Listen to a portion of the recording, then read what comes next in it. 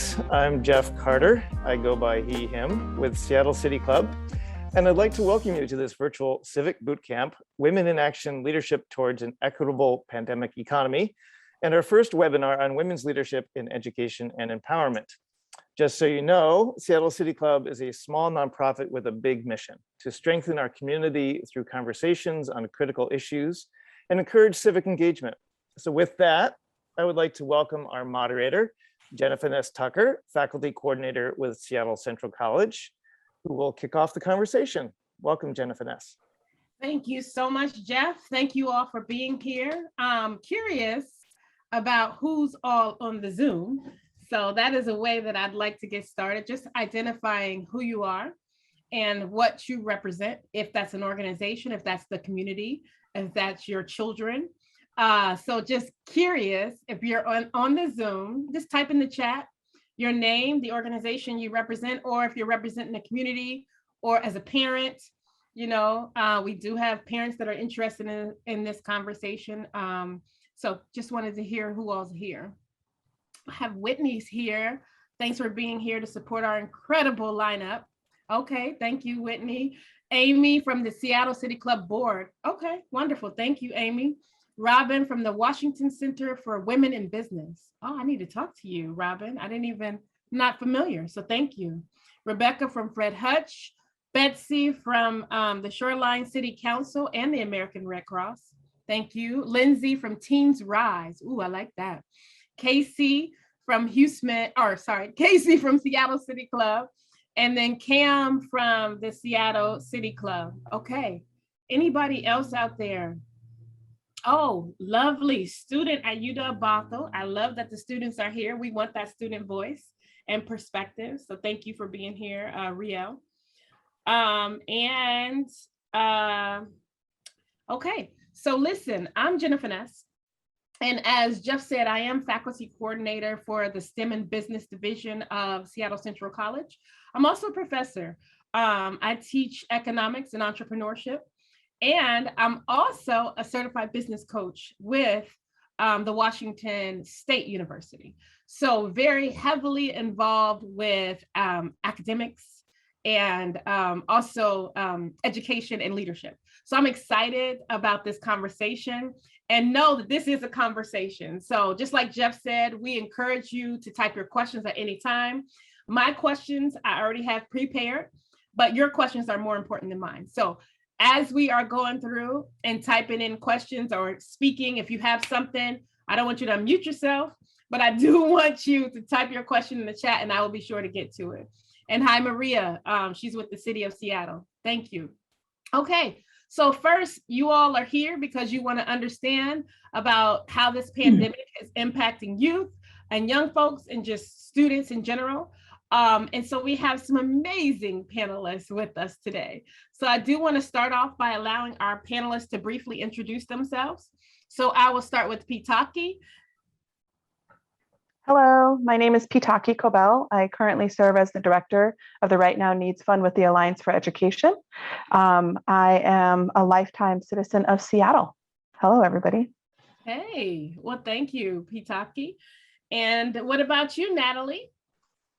Hello, everyone. I'm Natalie Vega O'Neill. I'm the president and CEO of Junior Achievement of Washington, and we focus on financial literacy, entrepreneurship, and work readiness for children, students and children K through 12 all across the state of Washington. And I'm delighted to be with all of you today. Thank you so much. And Victoria. Thank you. My name is Victoria Santos. I use she, her pronouns. And I am the senior advisor for Young Women Empowered, an organization that focuses on supporting the leadership development of women and girls and gender expansive youth. And I'm also the co-founder of the BIPOC ED Coalition of Washington State.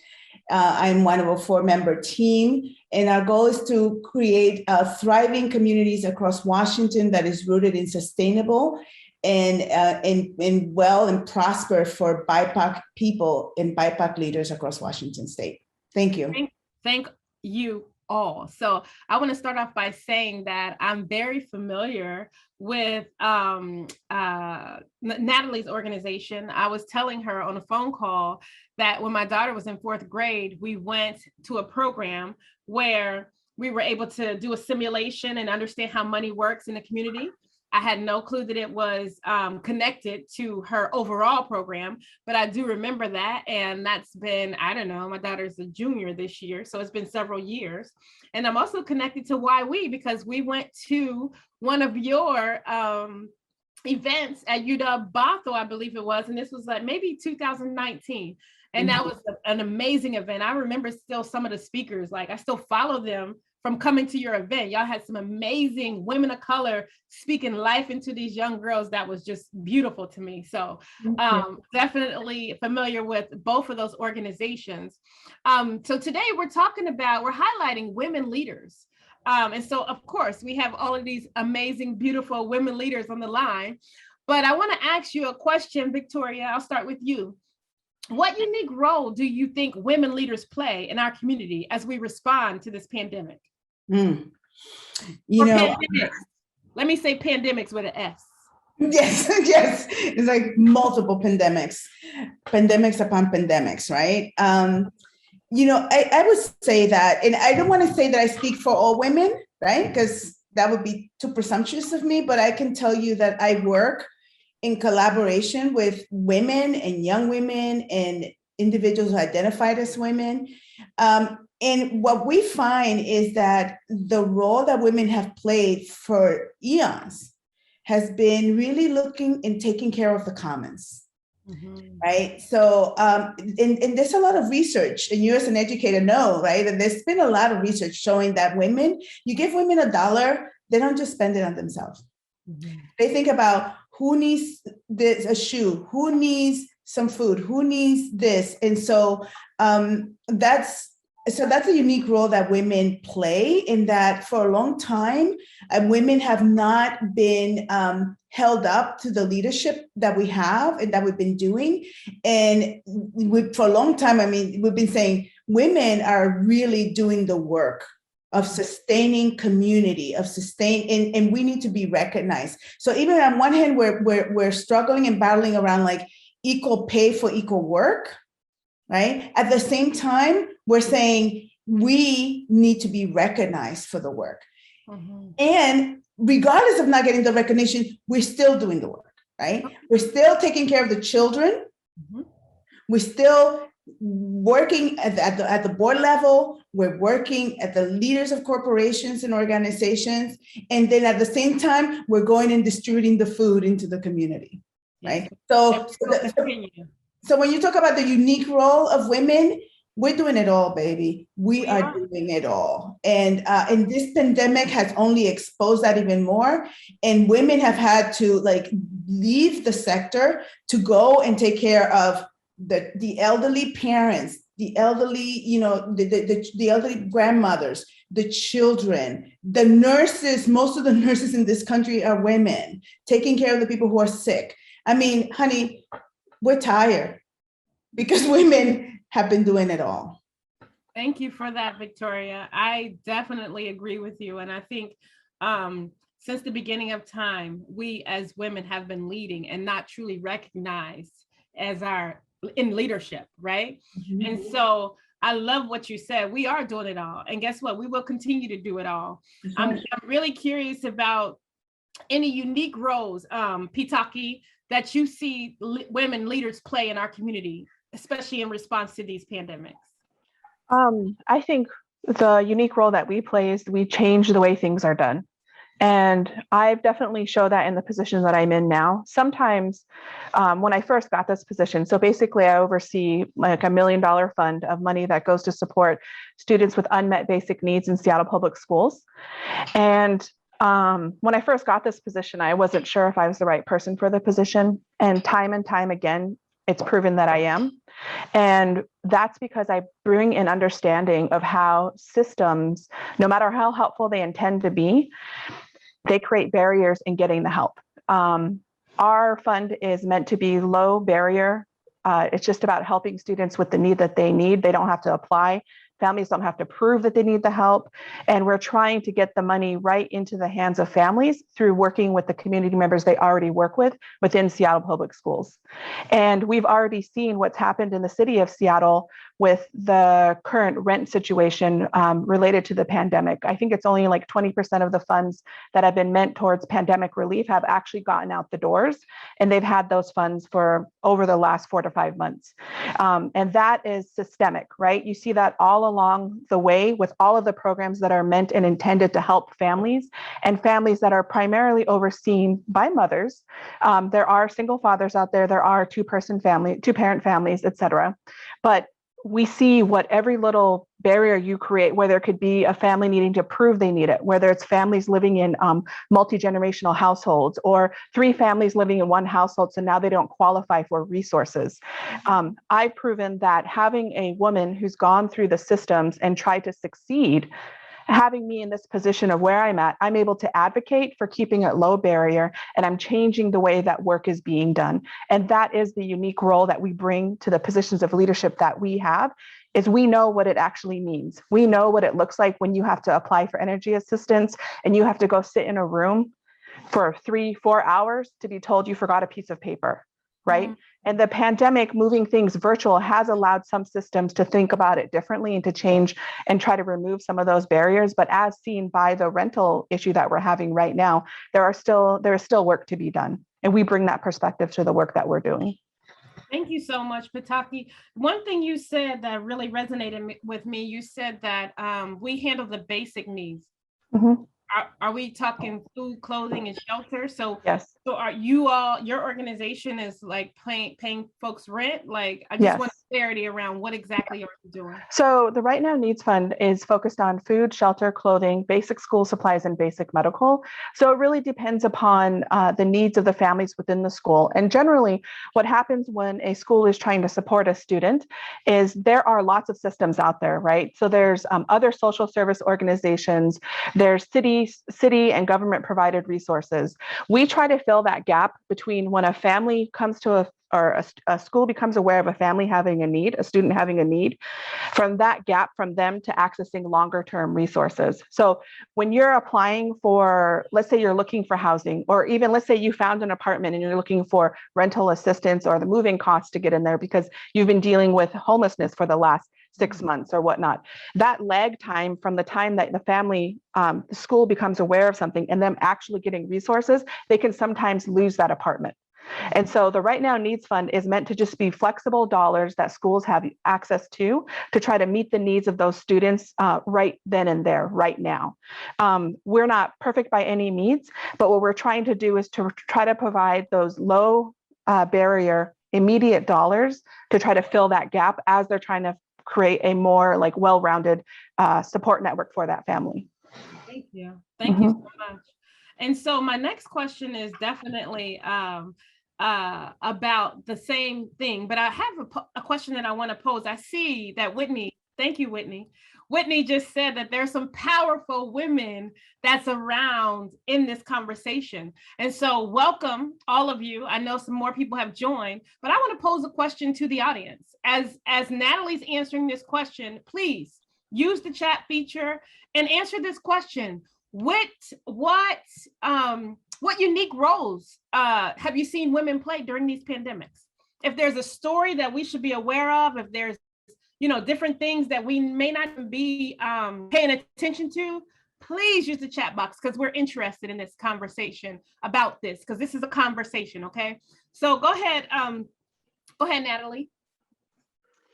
Well, I think that, like Petaki and Victoria have said, women have played such a powerful role in demonstrating our value, our worth, our responsibilities, and our importance to a functioning society. I think in the past 18, 19 months, I think women by nature are programmed to be caretakers. So very much like Victoria was saying, even though we have had the stress of, for many of us, childcare, work, school, relationships, taking care of older parents, taking care of family members, running a household, we've still done it all.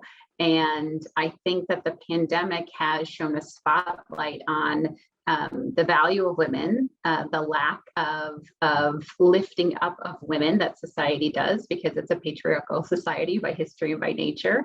And the fact that, I really believe in the quote that women belong wherever decisions are being made. And we make a powerful difference when our voices are at the table, when our experiences are recognized, when our unique perspectives are included when decisions are being made. And I think it's been incredible that during the course of this pandemic, so the city of Seattle had a female mayor, a female chief of police that were making decisions in these high, intense, stressful times, and taking into consideration the well-being of families, the well-being of those that are homeless and houseless, the well-being of those that are suffering from mental illness, while trying to keep the city safe, and also acknowledging the social recognition and racial recognition that our country has been going through as well during these trying times. And so women have played a key role, I would say, across the country, but especially here locally in Washington and in Seattle, and in the decisions that have been made during these crisis times for us as a community. And we should continue to do that. We should continue to recognize the important place that women hold in home life and professional life, in our community life, and value the inclusion of women. And conversations like this, I think, only accelerate and expand on and show a spotlight on all the wonderful work that's happening through women leadership for organizations that are working with children, with women, with schools, with the elderly, meeting basic needs, and the unique perspective that we bring to those roles. Thank you so much, Natalie. And thank you, Betsy, for your comments in the chat. I love it. I want us to feel empowered to say what we want right now, okay? And also encourage one another as we are going through this panel, because it's really the community. I have a question for you, Natalie. I know we had a conversation before this, but one of the things that you told me was that you're the first female of color in your organization, which is a 60-year-old organization, or at least 60 years.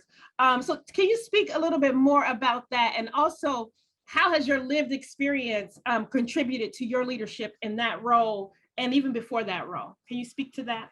Yeah, absolutely. Yes, I am. I'm really honored to be the first female and the first person of color to serve as CEO and president of Junior Achievement of Washington. When I came on board, it had been 68 years since there was a person of color and a female.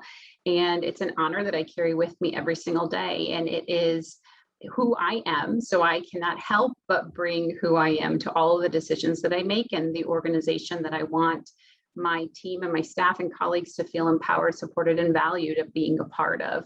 I've only worked in nonprofits my whole entire career. My professional, and personal passions have always needed to connect to me. So I'm a mission-driven person, and I'm attracted to mission-driven organizations. But, growing up as a Mexican-American, one of 3 girls from a large Mexican-American family in Northwest Indiana, I was one of very few people of color in the community that I grew up in. And that really shaped who I am, and the work that I've always wanted to do around social justice, around advocacy for children, being a voice for children, and really around educational equity for students. I feel that, my experiences, because I came from a very I had a lot of opportunities growing up, and that was by and large due to my parents and the decisions that they made for myself and my sisters growing up. And I want that for everyone. I don't think that, just because I, by the luck of the draw, was born into the family that I was born into, that anyone else should have different experiences or opportunities that I've had. So I really believe in equity. I really believe in accessibility and opportunity, especially for students. And that's really the focus of the work of Junior Achievement is, Petaki was talking about basic needs, and I am of the belief that all basic needs tie back to financial management and financial education. And that's really what we do at Junior Achievement, is teach students how money works, how education and training can lead to career success, and how to start and run a business, and how businesses can positively contribute to society. And all of our basic needs are directly tied to our financial health and wellness. And so we want to help kids, no matter what their income is, no matter where they're living, no matter what school they're going to, that they can successfully manage the money that they're bringing in and make decisions that will help lift up their life and give them, an opportunity to experience financial health and wellness, which is tied to, housing security, food security, access to medical treatments, education and career opportunities. And so it's really around bringing that access, equity, and opportunity no matter where we go. And it's really part of who I am and the foundation of the opportunities that I had growing up that I want to offer to others as well. Thank you so much, Natalie. I want to recognize that in the chat, Kim left an article about women journalists are relentlessly covering how the COVID-19 pandemic has affected women's wages. And I think this is amazing, she said. So thank you for that, Kim. Please take a look at the chat and use that feature. I have a question for you, Victoria. And I am assuming that it's going to be really juicy.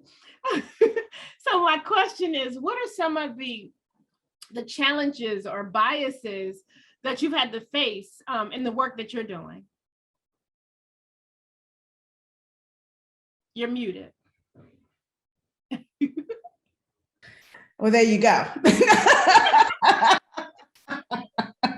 Being silenced. Bam, that's number one.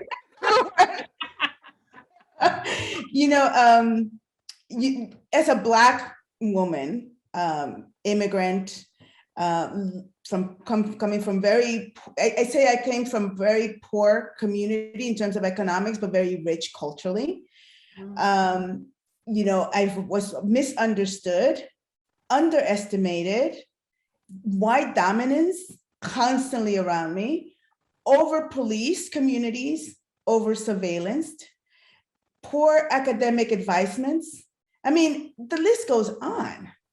The list goes on. So what I had to do was to really go deep into my own resilience and my own determination and really hold my own potential as a very precious diamond in myself and really continue to work on that so that I don't take the projections of a white dominant culture that's being imposed on me by the way that everything around me that I saw always undervalued and underestimated me as a young Black girl. Mm-hmm. So, those things did not go away.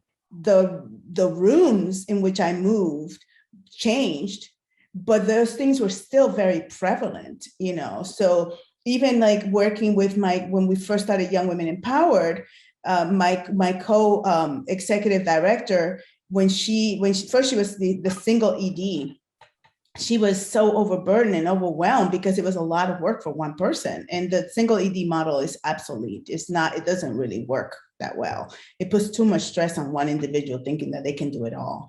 Mm-hmm. But nonetheless, we decided to do a co-ED models. We would walk into some spaces and the white people will constantly look at her for guidance.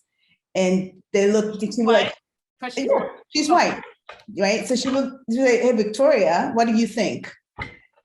Or she would leave the room so that I can share my opinions. Mm-hmm. So, it took a lot of re-educating people to be able to accept me as a leader within my field and within the organization. So when you talk about, even this morning, I was dealing with a situation where I'm leading a project, and the emails that I was getting in terms of micromanaging are so intense and so stressful that I was like, oh yeah, let's, I had to really constantly work on setting my boundaries and say, no, this is the pace we're going to take. This is what I'm going to be doing. If you need more information, please refer to the Google Doc, So these are the challenges that I'm constantly dealing with. So I'm trying to navigate this system. So on one hand, and I'm on for the work, because now I'm actually, YWE has been an amazing incubator, right? Because we work with the gamut. All of our young people primarily young people of color, right?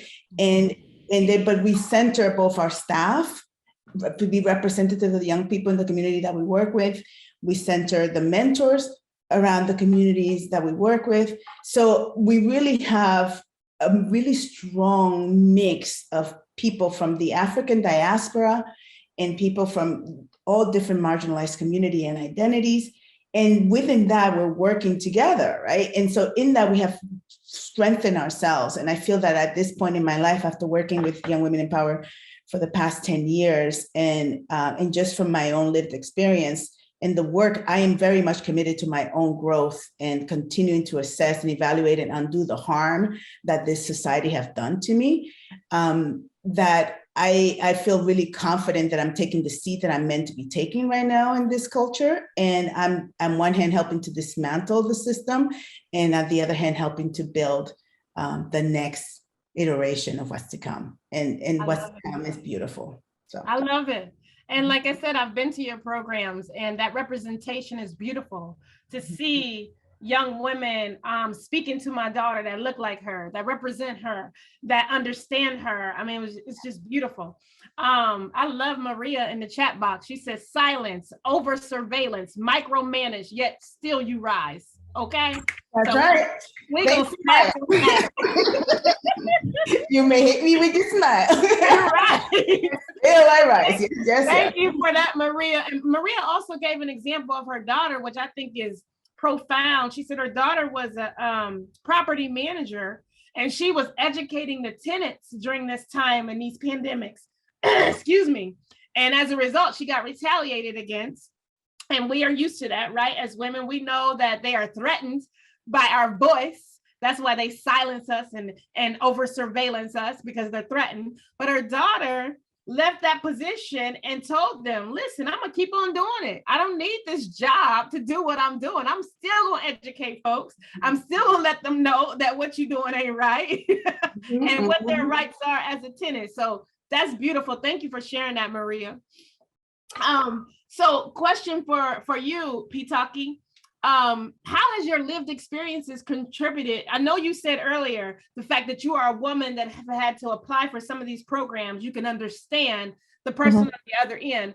What about any other lived experiences that you've had to be able to influence or contribute to your leadership in your role or leadership period? Yeah, I don't know if anybody saw my bio, but right at the beginning, I proclaim that I'm a Blackfeet woman living here in Seattle, one of many who live off reservation here in Seattle. And being an Indigenous person in this world has completely shaped who I am. And it's the energy that I bring to the spaces that I'm in. And the thing that I deal with the most, which I think is what a lot of Indigenous people deal with, is being invisible. So even if I'm in a space, and even right now, like, at first, I was really impressed by having like multi-million-dollar fund I'm overseeing, all these things. And I was like, okay, I'm a director, I'm overseeing multi-million-dollar fund. People, they need this money from me, whatever. I would enter these spaces and I was still invisible. I was still invisible. And I would have to try to build allyship with the white folks that I worked with. And I would tell them in advance, like, hey, I'm going to go into this space. You're going to call me the director. You're going to say that I'm the person that is the expert in this situation, the person who's leading this work. And they're not going to hear you because they will still look to you for those responses. They will look for you to repeat what I've said or rephrase it, even though you may say the exact same thing. So I need you to learn to be silent. I need you to learn to defer to me. I need you to try to get them to see me and respect me as the leader. And to even do that before a meeting puts me at a disadvantage, because it requires me to pull out this and tap into the strength, tap into this trauma, tap into this space to like build my armor up to like enter a space and lead with strength. And I can do that, right? But it's also very, very exhausting. It's very, very exhausting. And one of the unique things of the pandemic has really allowed me to see how exhausting that is. In the pandemic, I've been able to have the safety of my home. And I did not realize how much of a difference that would make in the work that I do. So that even when I start to think about re-entering my office, which for the most part, everybody I work with is working towards similar goal, there's still this level of microaggressions I deal with on a daily basis. From being invisible, from being the only Indigenous person in pretty much every space I'm in, I have a responsibility, I believe, to educate others that we are still here.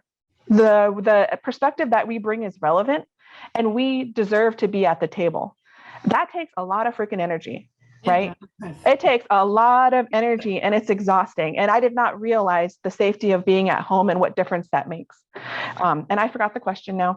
because I just got I just got thrown off. That was awesome. Sometimes we got to go there with the people. Okay? Yes, I'm tired. I'm yes, tired. I am tired. I am tired. But, like I bring that to the work that I'm doing, and I try to remember that we have a responsibility to make sure that the diversity of those people that we are serving is represented in the people that are doing the work. Yeah. A lot of times I will go into spaces and there are people, and this is a criticism with love. We see people that are serving communities, our communities, who are not from our communities. Mm-hmm. They don't understand the nuances of what it means to be economically disadvantaged, to deal with oppressions, to deal with the what it takes to survive. So how well can you do a job, right, if you don't really know what it means? And so I think that's one of the things that I'm trying to bring to the work that I do, is to bring that constant question. Who are we including in this conversation? Who are we including in actually doing the work? Who is at the table? And if they're not at the table, that's not okay. That's not acceptable. We can't say we did our best, because people are doing the work already in our communities, as seen by mutual aid programs that people have developed during the pandemic. And I just want to say that all of the things that have existed during the pandemic, and I believe, Victoria, you spoke to this earlier, existed pre-pandemic, right? One of the biggest things that we saw that was magnified during the pandemic within the public education system was the digital divide. Oh my goodness. And the digital divide still exists. Yes, it does. It still exists. So there are some very things that people take for granted as being basic, and we all have this, that some of us don't have.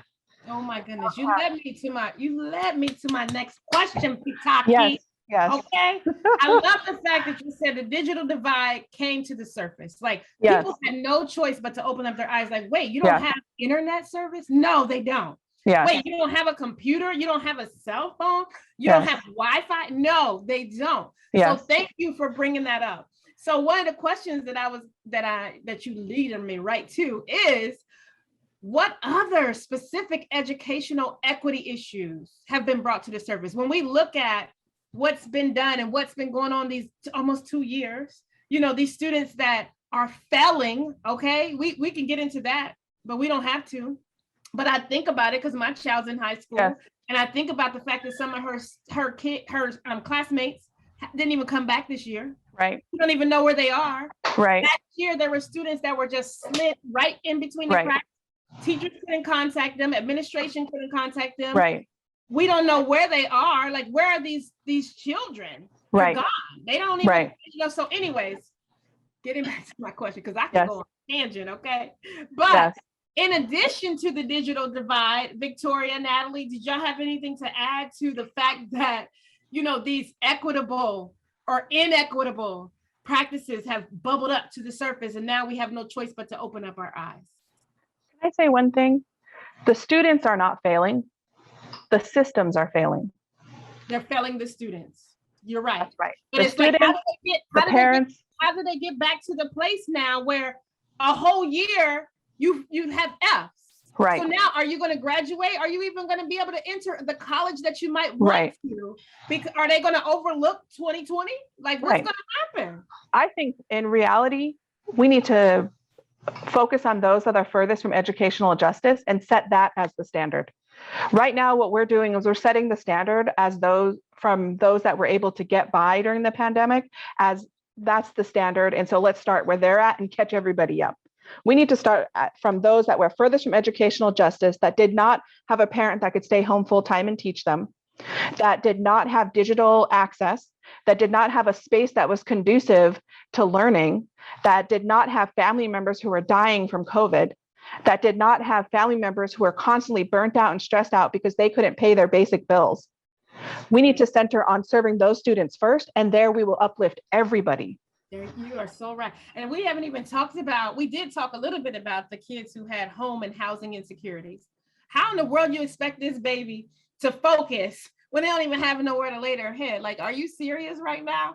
So yeah, we can go on a tangent on that one, okay? And I see that the chat box is being lit up because everybody like, whoa, educational justice, and it's real, folks. We need to really understand and realize that these things, COVID done well with exposing the inequitable practices, in my opinion, in a lot of areas. We just were not, we were clueless. And I'm saying we, because me too. I'm not talking about everybody else. I'm talking about me. I did not even think about or realize I was on the board of an organization that fed children with housing insecurities on the weekend. So this was during the school year, and this was prior to COVID. And so we're feeding these children, sending them home with snack packs on Friday. So during the weekend, when we know that they have housing insecurities, they can at least eat, so they can come to school on Monday and not be so grumpy or just not active because they're hungry. Well, what about when there's no school?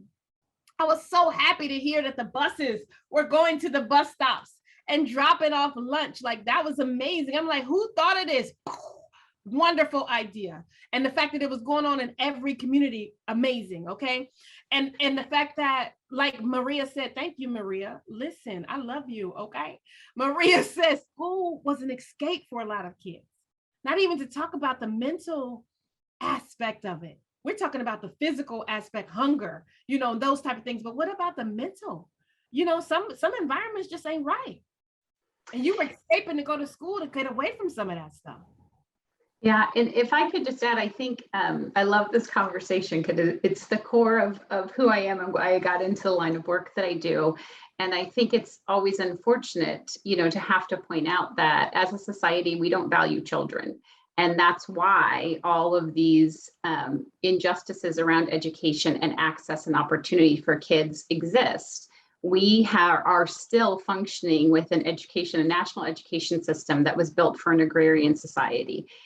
When kids needed to be home before the sun went down to help work on the farms and be home in the summer to work on the farms. It's not where kids are today. It's not where families are today. It's not where communities are today to meet the needs, the very, very diverse needs of our population now. And what we really need is an overhaul of our educational system. And we need investment at the federal level that is equivalent or more to military and to all of the things that we prioritize as a country, you know, defending ourselves, but what about educating ourselves and lifting ourselves up and taking care of our next generations? And I think it's so critical that we have these conversations because everything that happened during the pandemic just magnified the fact that, you know, childcare, which is often referred to as daycare, and as an early childhood, educator, you know, we take care of children. We don't take care of the day, and so it is childcare, and childcare educators and childcare workers and entrepreneurs who run childcare businesses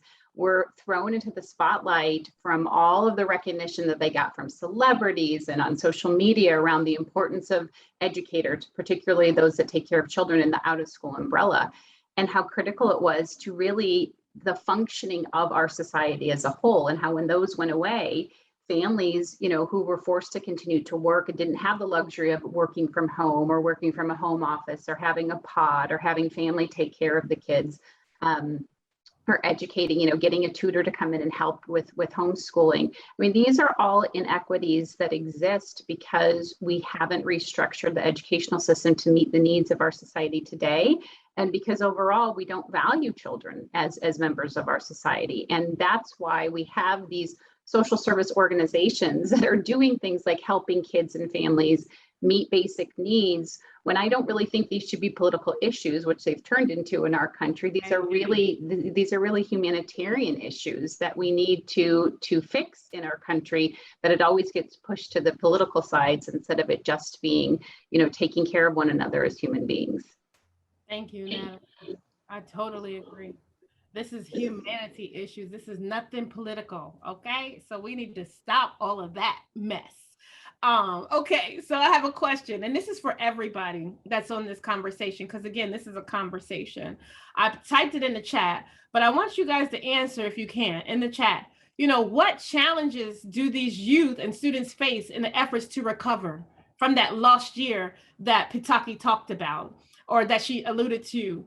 And then the fact that this stuff is continuing. We got this new Delta variant. We just yesterday, my daughter came home and she said, "Oh, mommy, we don't have a game tomorrow because 2 students have COVID." And I'm like, okay, they know students have COVID. Are they are they sending something home to us? She said, well, I saw a couple people at the school with blue outfits and they were testing kids. I said, ain't nobody testing no kid. I ain't get no notice that they was testing my kid.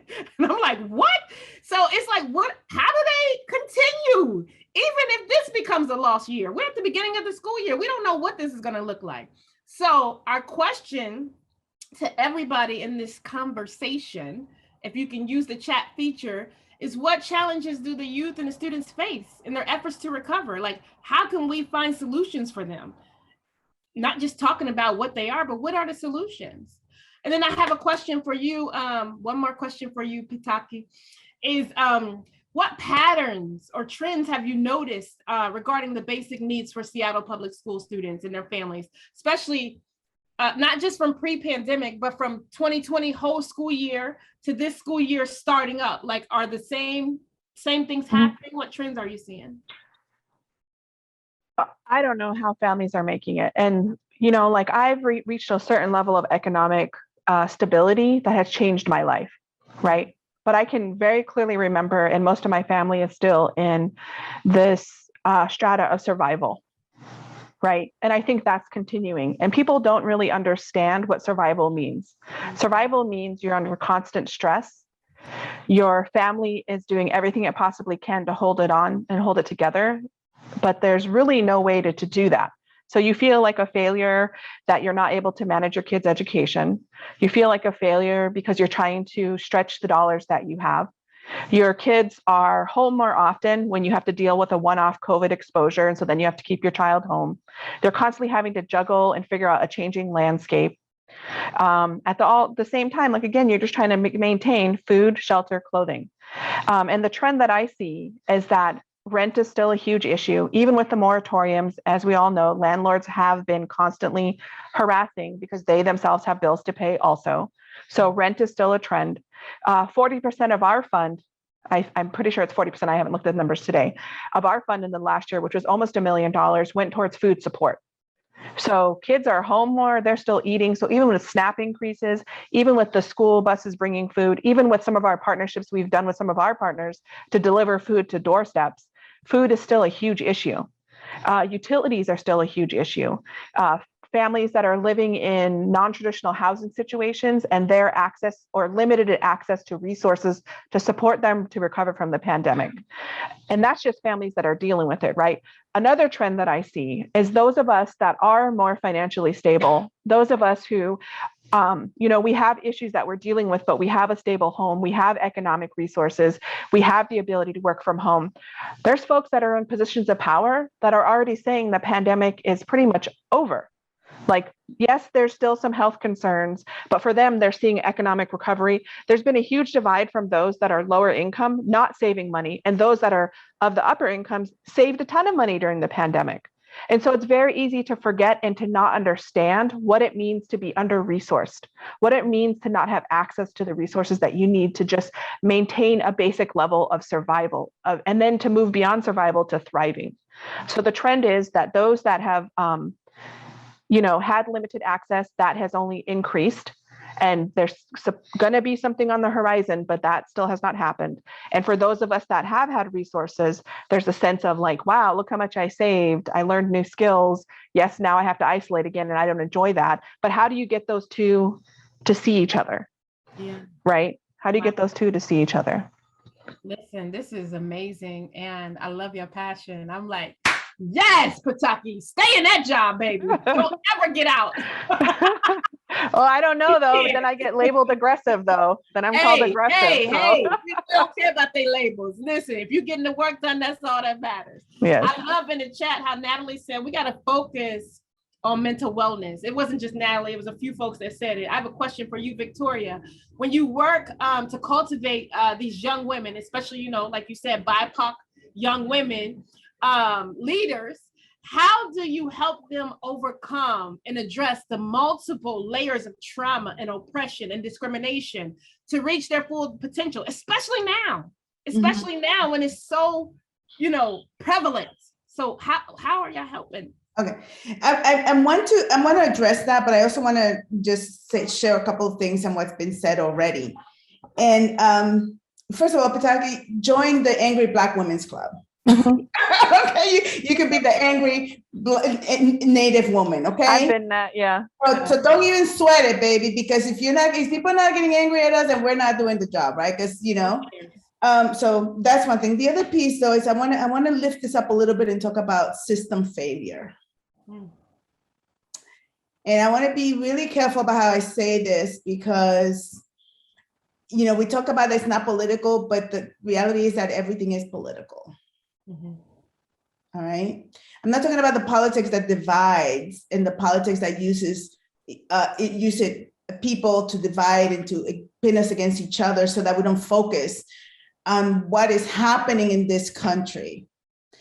And I really think that we need to start really having the conversation about capitalism and the way that capital has been accumulated by a small group in this country that basically are extracting all of the resources from the commons.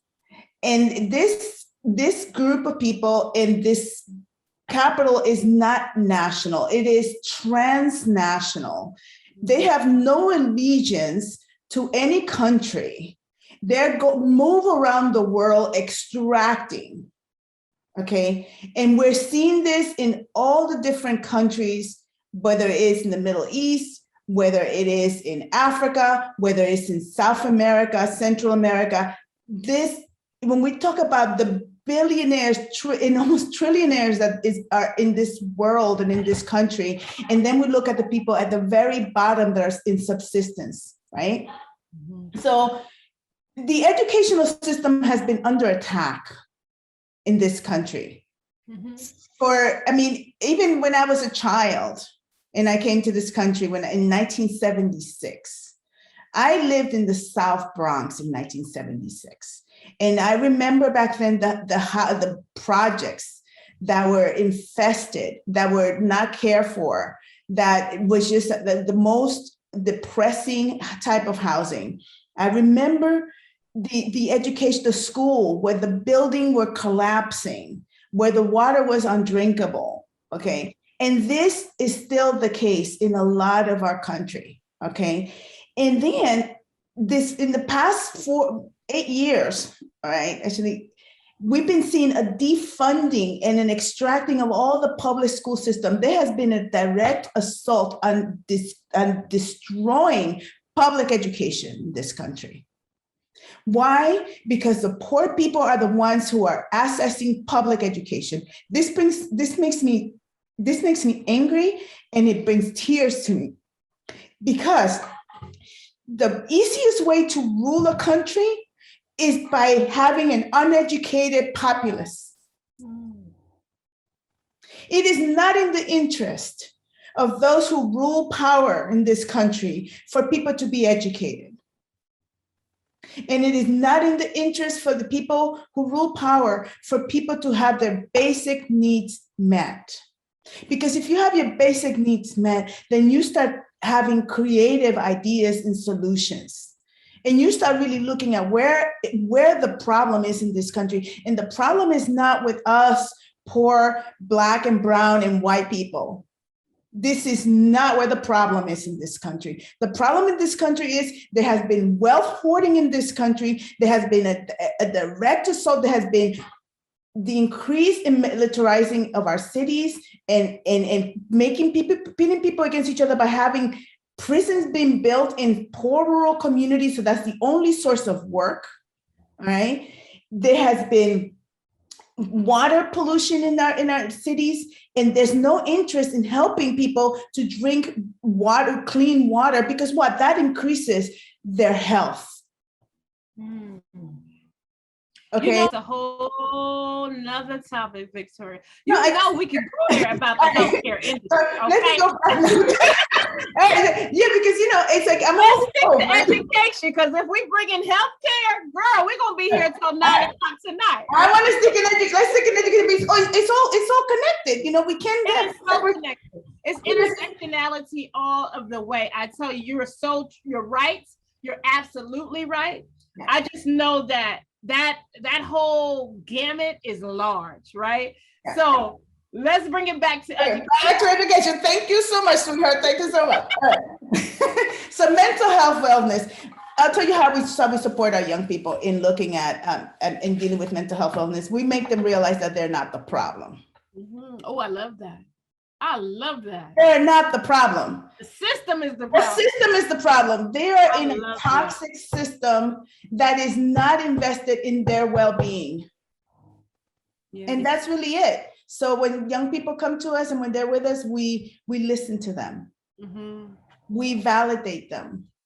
We look around for what their unmet needs are and try to figure out how to support them.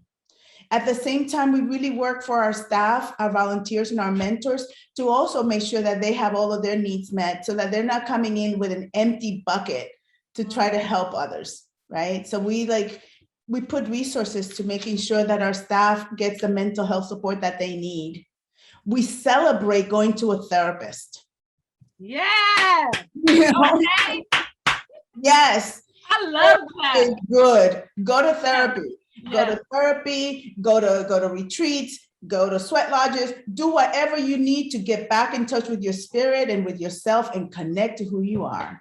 And that's how we deal with mental health and wellness. And then from there, we just deal with individuals and try to figure out how to support them to navigate the system as best they can. I love that. I love when you said we listen to them, we validate what they're feeling, and we support them, because this work is just like Petaki said, it's tiring, it's exhausting. And if we are experiencing that, what do you think these young folks are experiencing? So to have someone like you and the other folks at your organization saying, you know what, baby, you're right. It's not right, okay? It's not. But guess what? You are okay, and you are not the problem. What can I do to help you? How can I support you more? So I think that is super beautiful. And thank you for sharing that. There have been so much going on in the chat. I don't want to undermine it. There's so many good resources that folks are throwing out, and also just examples. So thank you all for staying engaged in this conversation. I really appreciate it. It's 12:54. What we were going to do is we were going to go to breakout rooms at 1 o'clock, but I feel like this conversation is so juicy. I think being in a larger space is probably more important, and maybe we'll push that back to 1:10. So in the chat box, I would like to hear what your opinion is, because I can tell you what I want to do. But do y'all want to go to breakout rooms at 1 o'clock or 1:10? So go ahead and type that in the chat box, and we'll go with the consensus.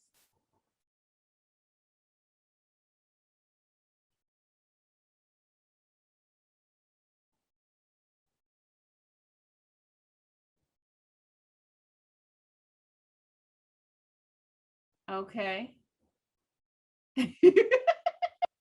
Okay, I saw a few for 1 o'clock, but most of us say, no, let's stay. Let's keep this going. So thank you. I think we'll keep this going, and we'll break out into the breakout rooms at 1:10. I just wanted to make sure that, number one, I communicated what we plan to do and just be in integrity, because that's what we said we were going to do at the beginning. All right. So I do have a question for Natalie, actually. With this virtual environment and with so many things changing in the economy, and COVID just kind of flipping some economical issues and challenges upside down, how are you guys addressing that in your curriculum and with the programs that you provide? Sure. Yeah, Junior Achievement is a global nonprofit, and in the United States, it's been around for over 100 years, and it's always been in person. So we partner with schools or school districts or other service providers to provide our curriculum via volunteers into schools or into after-school programs or out-of-school programs. And so when schools shut down, school buildings shut down, we didn't have access to kids. So we pivoted to create digital delivery of all of our curriculum, which is available and will be available indefinitely. So it's a huge plus and silver lining from the pandemic that we were able to create a digital option for students no matter where they live. Across the state. I do think that the digital deficits that still exist for communities and for students and for homes is something that has to be addressed. But there are opportunities for students and educators to access all of our curriculum free of charge, which was really important for us to be able to have that option to be more accessible, because it's all about accessibility for us, and for it to be more equitable for children to have exposure to our curriculum around financial literacy and entrepreneurship and working career readiness. And so it was a huge pivot for us. We were not, like some universities or other nonprofits that had in our larger strategic plan that we would be all digital by 2025. We've been 100 years of doing in person, and so it was working for us, and that's what we were doing. But it pushed us, which is a good thing, right? It was a really good push that we needed, and it's allowed us to innovate and be more creative, reach more students, be in places that we wouldn't have otherwise, partner with new and different organizations, and like I said, other service providers. And as I mentioned, it will be there indefinitely now. So we'll always have that option as well. Thank you for that, Natalie. There's a question for you, Natalie. The digital options are great, but is the material available in print for students without access? Yeah, we have done, I would say one of the other benefits of COVID of not having, training volunteers to go into the classroom or having children at our facility every single day, because we serve almost 30,000 kids in our facilities in Yakima and Auburn on an annual basis. And not having that day-to-day, rush around and putting out fires, we've been able to really sit back and think about strategic and innovative partnerships and partnering with other service providers. And so we have done partnerships with like the Emergency Food Network to be able to provide our print curriculum in food services and food distribution that would go out. Or we have a wonderful partnership with Youth Care where we're supporting young adults who are homeless or on the verge of being homeless and helping them, learn financial management and financial literacy. And so we have been trying to get our information in print out with a lot of different resources and partnerships. And as I said, that wouldn't have happened without the pandemic upon us, which is a wonderful thing. Thank you so much. Hope that answers your question, Maria, and thank you for your question. I love questions. As an educator, I always focus on the people who ask the most questions, because those are the folks I love, because I ask a lot of questions. But anyways, I'm thinking about me as an individual and how can I help advance, educational equity in my community, in my bubble. And one of the things that I do is I am constantly going to meetings. I'm showing up. I'm showing up with this beautiful Black face. I want them to know that as a parent, I'm there. As an educator, I'm there. As a community member, I'm there. And so don't do anything for us without us, okay? So I'm showing up. So my question to you, our panelists, is what can you do as an individual to help advance educational equity and empower the next generation of leaders? What can you do? What are you doing? I'll start with Petaki. One of the things that I'm doing is it was really exciting to see, again, the mutual aid work that was done during this last school year. Specifically, I can think of some work that was done at Cleveland High School by the high school students themselves around organizing mutual aid events for their fellow classmates to have access to resources. And going forward in this school year, I try to pick, when it comes to equity, I try to pick tangible things that I myself can do, places where I can have influence, and a place where I'm not present or a person like me is not participating at all. So there's the things that I'm going to do and where I know I can make movement on. And that's what kind of keeps me going and gives me the strength to deal with the other parts where there might be a place where I'm not present and I'm speaking and taking a lot of energy there. And so going into this school year, I'm going to be focused on working with different high school youth groups to empower them with access to the resource of the Right Now Needs Fund. And so that's tangible for me. The intangible things are where I myself am trying to shift the spaces that I'm in. So having the tough conversations, being that person that creates some accountability and not just have a conversation, but where's the accountability, right? How do we know that we're actually doing something to advance equity, to advance educational equity in the spaces that we're in? Yeah, that's what I'm doing. Thank you for that. Thank you. What about you, Victoria? I would say if you're an adult that stay tuned to what the school board is doing and see if you can, attend meetings, whether virtual or in person, and, give them support. And then also, if you're the PTA, if you're in the PTA, especially if you're in a wealthy area and your PTA has a lot of resources, see about resource sharing with other PTA in other neighborhoods. And then at the organizational level with YWE, we established what we call a dream fund, and we are gathering resources to support and to redistribute to our young women and our young people for their educational needs, whether it's for scholarships or buying books or taking care of, whatever they need to take care of. We've established a fund. Thank you. Thank you. And what about you, Natalie? Well, I think personally, for me, it's always been important as we talk about women and women leadership is to offer myself up to be a resource and access, a mentor to those that come behind me, especially, women and men from the Latinx community, which is, my community. I've had so many wonderful female mentors my entire life that have really changed the trajectory of my life, both personally and professionally. And I want to give that back to other females as well. And really just being an advocate of lifting women up. So no matter what, room I'm in or table I'm at, to supporting the women that are in the room with me, to lifting them up in the conversation, to supporting their ideas. And I think that it's so critical to do that. And I feel very, very, a sense of obligation to do that for younger females as well. And as I said, especially Latinx, from the Latinx community.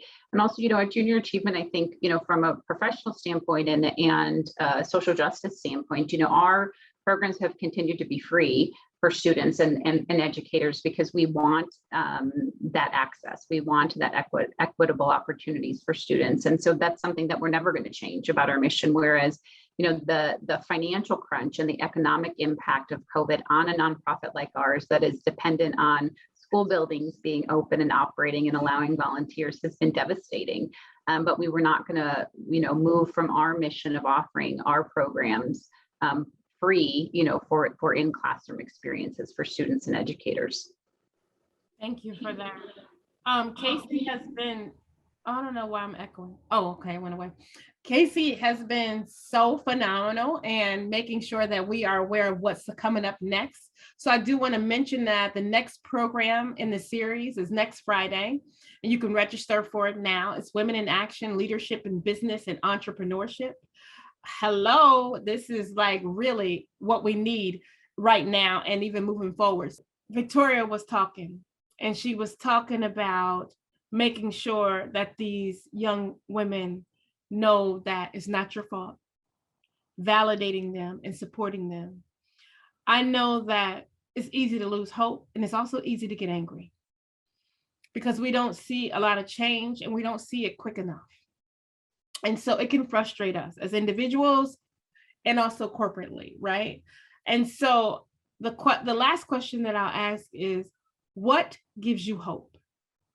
What gives you hope? And I'll answer for myself because as you guys think about your answer, what gives me hope is the fact that we've come a long ways. I know a lot of people may look at that and be like, what? But in my opinion, I feel like we've come a long ways, and I know we have a long ways to go, but I do see that natural progression. And although it may not be as quickly as I, as an individual, wanted to, but that gives me hope. It gives me hope. I don't live in fear. I live in faith daily, and faith and hope of an expected end, a greater future. So that's what gives me hope. And so for you ladies, please share what gives you hope in these times. Well, I can share. I think conversations like this and meeting people like you just fill me with so much inspiration and hope because there's so much good work happening to helping different populations, to helping marginalized communities, to help lift one another up. And that's really what keeps me going. Like I said, I've been in nonprofit work my whole entire life. I get, energy, enthusiasm, passion, and motivation from those that I surround myself with. So I would say the team at Junior Achievement is invaluable and incredible, especially in the past 19 months that we've had, and it's really important to me. And then personally, you know, I surround myself for people that are, you know, caring people that want to make a difference in the world, and we're like-minded in that sense of that we want to contribute to bettering the lives of not only ourselves, but of others as well. And I think that it's just a wonderful, you know, community to be part of, like this one, where you can have these conversations where all ideas and opinions are accepted, invited, encouraged, appreciated, and honored. And that we can have honest dialogue with one another to learn, to be better, to know better, and to do better. Thank you for that. Would you say accepted, invited, honored? Valued. Did you make that up? Oh, okay. I don't know. Oh, yeah, I mean, yeah, I made it up, but it's really what I want, you know, people that I work with and people that I interact with to feel and to experience, because it's what I want. So I give out what I want. that sense of belonging, you know, this is beautiful. Thank you for sharing. I'll go. So what gives me hope is that I see people around me and myself evolving and still fighting against a system that doesn't see us. And so there were people, I grew up seeing, you know, my community fighting to be seen and fighting for the resources that we need to be and self-determine who we are. And here I am doing what I saw being done before me. And I see younger people doing what I'm doing now. And so the fact that folks aren't giving up is the thing that keeps me going. And the young folks now, the depth of their ability to put words to feelings. So like when I was younger, I experienced racism and whatnot, but I didn't have the terminology for it. Mm-hmm. And now there's like words to be able to discuss it, to try to dissect it, to try to undo it, and to see the collaboration that's happening to try to undo that separation that folks try to do amongst oppressed people. But now to see that collaboration happening on a much deeper level, to see people to work through the things that used to divide us and really sticking in there and having those tough conversations, that is what gives me hope, because I really do think that is the thing that will change the world that we are in, is if we realize the collective power that we have to change and to replace the systems with something that is reflective of who we are and that works for us. And that is what keeps me going. Thank you so much. I think about what you said, Petaki, about the voice that these young folks have that we didn't have. We didn't necessarily have the words or the voice, because that sometimes the things they say nowadays would have been considered disrespectful back in the day. Like, oh, no, you don't talk to adults like that. Right. I love the fact that my 15-year-old can tell you how she's feeling. I mean, even to her own mama, like, no, that was disrespectful and it made me feel this way. And I'm like, right. Oh, okay, baby. Yeah. Yeah. And I love the fact that she uses her voice. And I look at her and some of her classmates and her friends. I go to the BSU meetings. I go to the parent conferences. I go to the board meetings, and I hear these young folks talking, and I'm so proud. So I agree with you. That gives me hope. Thank you. Yeah. Thank you. Victoria. Woo. I'm just feeling all of this. I'm feeling all of this deeply. And I ditto everything you share, Petaki. I just, you know, this moment in time makes me feel hopeful. Mm-hmm, mm-hmm. It makes me feel hopeful because I feel like we are in a deep reckoning. We're in a truth-telling moment, and it's going to take all of us. It's going to take all of us. And I know that it's been very challenging with the pandemic for a lot of us, but I also see it as also like an intervention by nature. And it's like a reset. And so I find a lot of hope in nature, because I just feel that it's constantly evolving and it's co-creating with us, and we are nature. We're part of nature. And so I'm just here to figure out how to serve and how to be an agent for the change that needs to come.